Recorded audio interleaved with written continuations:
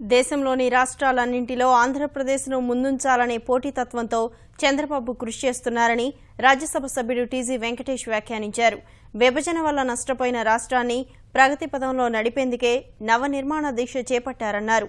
కర్నూలులోని సునైన ఆడిటోరియంలో నిర్వహించిన మహాసంకల్పం కార్యక్రమంలో ఆయన ముఖ్య అతిథిగా హాజరయ్యారు. అధికారులు, రాజకీయ నాయకులు సమన్వయంతో ముందుకు సాగితేనే రాష్ట్ర అభివృద్ధి సాధ్యపడుతుందని అభిప్రాయపడ్డారు.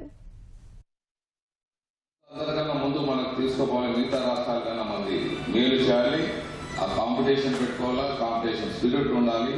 ఆ కాంపిటీషన్ స్పిరిట్ ముఖ్యమంత్రి గారు తనే కలిగించుకుంటున్నారు. కాంపిటీషన్ స్పిరిట్ మిగతా రాష్ట్రాల కన్నా బాగుండాలి మన రాష్ట్రము. మిగతా దేశాల కన్నా మీరు ఎలా చదువుకుంటుంటారో స్కూళ్ళలో కాంపిటీషన్ గా ఒకరు ఫస్ట్ రావాలని, ఆయన కూడా ఫస్ట్ రావాలని అన్ని రాష్ట్రాలు దేశంలోనే అత్యున్నతంగా రావాలి అనే కాంపిటీషన్ స్పిరిట్ ఆయన కోరుతున్నారు. అది మీరు ఫస్ట్ ఫండమెంటల్ గా అది అర్థం చేసుకోవాలి.